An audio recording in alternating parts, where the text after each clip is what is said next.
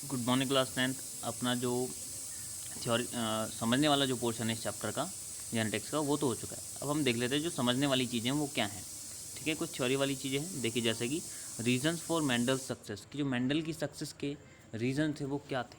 ठीक है, तो फर्स्ट देखें, Mendel studied the inheritance of one character at a time. ठीक है, मेंडल ने जो इनहेरिटेंस है, इनहेरिटेंस को हम बोलते हैं वंशागति, यानी कि जो माँ बाप से चीज़ें आती है। तो मेंडल ने जो इनहेरिटेंस है एक बार में एक ही चीज़ की इनहेरिटेंस की स्टडी करी, ऐसे नहीं बहुत सारी एक बार में कर लेता। ठीक है, फिर second, Mendel maintain the statistical record of the experiments and analyse them carefully. उसने क्या करा, उनका स्टैटिस्टिकल यानी कि स्टैटिस्टिक्स एक मैथ्स की एक ब्रांच होती है जिसको हम हिंदी में बोलते हैं सांख्यिकी। उसमें हम क्या करते हैं, टेबल्स बना करके, चार्ट बना कर, पाई चार्ट है ना, बार ग्राफ वगैरह बना करके कुछ रिकॉर्ड्स वगैरह हम एनालाइज करते हैं। जितने भी ग्राफ बनते हैं सारे इसी के अंदर आते हैं। तो मेंडल ने भी इसी प्रकार का एक जरिया अपनाया। Mendel selected the plant material for his experiments carefully, और उसने जो प्लांट का जो चुनाव करा वो बहुत ही अच्छे से करा, सोच समझ के। अब है सिलेक्शन ऑफ पी प्लांट। ठीक है, सिलेक्शन ऑफ पी प्लांट का मतलब इसमें आपका ये भी क्वेश्चन आता है कि उसने पी प्लांट को ही क्यों चुना। ठीक है, तो देखते हैं। Pea plant is annual, therefore it was possible to study many generation in short time. Pea plant क्या होता है, एनुअल होता है, वार्षिक होता है, यानी कि एक साल में एक ही बार इसकी फसल होती है, ऐसी नहीं कई बार आ जाती है। ठीक है, तो 3 महीनों के लिए लगभग सर्दियों में पी प्लांट की फसल होती है। आप जानते हैं किसान फैमिली से हैं आप लोग जो भी हैं, तो आप जानते हैं खेतों में मटर कब होती है, सर्दियों के मौसम होती है। ठीक है, तो एक सीज़न में आप इसकी बहुत सारी पीढ़ियों को उगा सकते हैं। ठीक है, क्योंकि शॉर्ट टाइम के लिए उगता है ये प्लांट। फिर it was easy to get pure line और homozygous plants by self pollination because of bisexual flowers. अब इनके जो फ्लावर्स वो कैसे होते हैं, बाइसेक्सुअल होते हैं, यानी कि मेल और फीमेल अलग अलग होते हैं। ठीक है, मेल आपको अलग मिल जाएगा, फीमेल आपको अलग मिल जाएगा। एक आपको होता है होमोसेक्सुअल, उसमें होमोसेक्सुअल में क्या होता है, एक ही फ्लावर के अंदर मेल और फीमेल वाला पार्ट आपको मिल जाएगा। लेकिन पी प्लांट में आपको बाइसेक्सुअल फ्लावर मिलते हैं। एक बात ये भी अच्छी थी, बाइसेक्सुअल फ्लावर लेने से हमें होमोजाइगस क्या मिलते हैं, फ्लावर्स हमें होमोजाइगस प्लांट रिजल्ट में मिल जाते हैं। अब होमोजाइगस का मतलब क्या, नहीं एक ही जैसे जीन वाले प्लांट। अगर लंबाई के कैरेक्टर वाले प्लांट है तो सारे टॉल ही मिलेंगे। ठीक है, इस तरह के हम क्रॉस करवा सकते हैं लंबे पौधे का लंबे पौधे से, ग्रीन फलियों वाले का ग्रीन फली वाले से, है ना, और रिंकल सीड का रिंकल सीड वाले से। तो ये चीज़ हमें बाई इस चीज़ को हम बोलते हैं होमोजाइगस। एक हेटेरोजाइगस होता है, यानी कि एक लंबा और एक बौना, ये हेटेरोजाइगस हो गया। अगर दोनों लंबे हों फिर दोनों ही बौने हों या ठीक है, वो आपके होमोजाइगस बन जाते हैं। Artificial cross pollination can be easily done by emasculation technique. एक इमैस्कुलेशन टेक्निक होती है जिसकी वजह से क्रॉस पॉलिनेशन करवाया जा सकता है। क्रॉस पॉलिनेशन में क्या करते हैं, जो मेल फ्लावर है उसके एंथर को लेकर के फीमेल के स्टिग्मा पे छिड़क दिया जाता है। ठीक है, अब various contrasting character are present in pea plant. Contrasting मतलब ऑपोजिट, बहुत सारे अपोजिट कैरेक्टर्स जो थे वो पी प्लांट में मौजूद थे। तो ये एक टेबल है पी प्लांट के कैरेक्टर्स की। टोटल 7 कैरेक्टर्स हैं और इनके ऑपोजिट कैरेक्टर्स हैं। ठीक है ना, तो 7 पेयर कैरेक्टर्स इसमें मौजूद थे, ये डायग्राम इनके बना रखे हैं। ठीक है, तो अभी देखिए हम आगे बढ़ते हैं। मेंडल का आपने फर्स्ट लॉ पढ़ लिया था, अब अपन आते हैं सेकेंड लॉ की तरफ, देखते हैं क्या है। फर्स्ट लॉ ये हो गया आपका, अब आपका आता है बैक क्रॉस। देखिए बैक क्रॉस की आपको केवल डेफिनेशन याद करनी है, वैसे आप इसको डेफिनेशन से बना सकते हैं। डेफिनेशन क्या कहती है, if F1 generation is cross with any one parent capital T T small T T, यानी कि F1 जनरेशन जो मिली है मेंडल की फर्स्ट लॉ से, उसका वापस से ही अपने पेरेंट से क्रॉस करवा दें, वो आपका बैक क्रॉस बन जाएगा। ठीक है, इट इज़ ऑफ 2 टाइप्स, इसके 2 टाइप हैं। एक तो है आउट क्रॉस। ठीक है, तो आउट क्रॉस के बारे में पढ़ते हैं। देखिए if F1 generation cross with the dominant parent, यानी कि जो डोमिनेंट पेरेंट है, यानी कि जिसमें कैपिटल लेटर हो, कैपिटल टी वाले हों, है ना, उनसे करवा दें, इसको हम आउट क्रॉस बोलेंगे। ठीक है, the offspring obtained from this cross were all tall plants, out of this 50 were homozygous, यानी कि कैपिटल टी वाले, और 50% आपके कैसे मिलेंगे, हेटेरोजाइगस। ये इन्होंने देखिए क्रॉस परफॉर्म करवाया, आउट क्रॉस करवाया, जिसमें सारे के सारे आपको पी प्लांट कैसे मिले, लंबे मिले।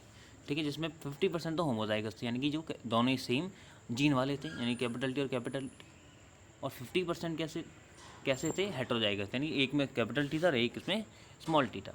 देखिए यहाँ पे तो केवल 2 रिजल्ट दिखा रखे हैं, लेकिन जो मैंने आपको टेक्निक बताई है वो टोटल उसमें 4 रिजल्ट निकलते हैं। ठीक है, अब दूसरा है टेस्ट क्रॉस। ठीक है, बैक क्रॉस में 2 थे, एक आउट और दूसरा टेस्ट। ठीक है, टेस्ट क्रॉस में देखते हैं, if F1 generation is cross with recessive parent.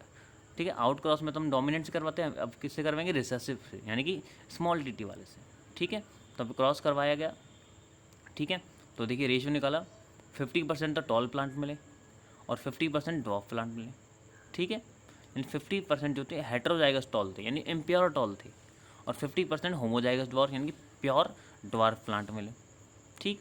ये 3rd नंबर का लॉ आपको मैंने बता ही दिया था, पहला वाला ये टेबल थी, ये भी मैंने आपको बता दी। और जो रेशियो थे देखिए 9331 था, 1224 12 की दोनों मैंने रेशियो आपको बता दी, फिनोटाइपिक और जीनोटाइपिक, ठीक है। आपको केवल ये रेशियो लर्न कर लेने हैं, आपको मैंने वीडियो में बता चुका हूँ ऑलरेडी। अब देखिए importance of Mendel's laws of inheritance. अब देखिए मेंडल के जो लॉज हैं उनके इंपॉर्टेंस क्या क्या थे। तो first important is it is important to find dominant character in living organism because many harmful and lethal recessive genes are not able to express themselves the presence of dominant gene. देखिए lethal जो word है उसका मतलब होता है lethal means dangerous, ठीक है।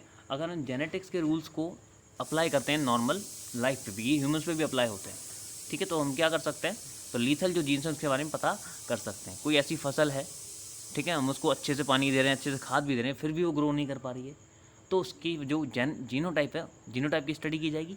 और जीनोटाइप की स्टडी करके हम बता सकते हैं इसमें एक ऐसा जीन है प्रेजेंट जिसकी वजह से फसल ग्रो नहीं कर पा रही, तो उस लीथल जीन्स को वहाँ से निकाल दिया जा सकता है, ठीक है। जहाँ पे जीन से रिलेटेड कोई भी टेक्निक की जाती है जीन के बारे में, उसको बोलते हैं जेनेटिक इंजीनियरिंग, ठीक है ना। तो जेनेटिक इंजीनियरिंग का पार्ट है ये। अब है gene concept was prove by Mendel's law of segregation.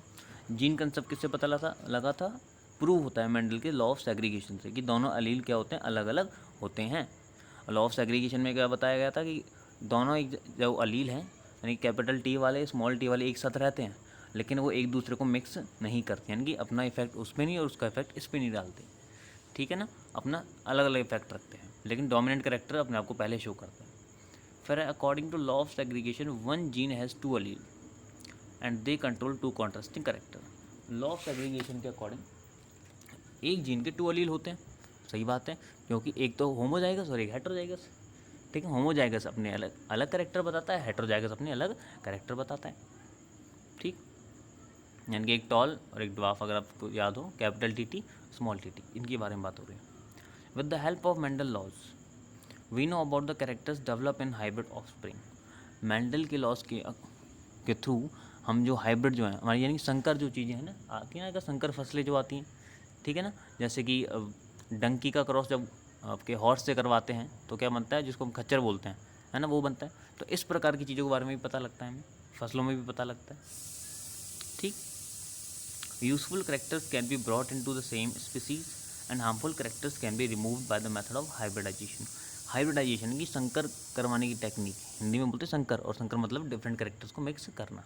तो हाइब्रिडाइजेशन टेक्निक से हम क्या कर सकते हैं, इंपॉर्टेंट करेक्टर्स को तो उसमें समावेशित कर सकते हैं और बाकी बेकार करेक्टर्स को हम बाहर निकाल सकते हैं। अब है with the help of Mendel's laws disease resistant and high yielding varieties of cross plant can be developed.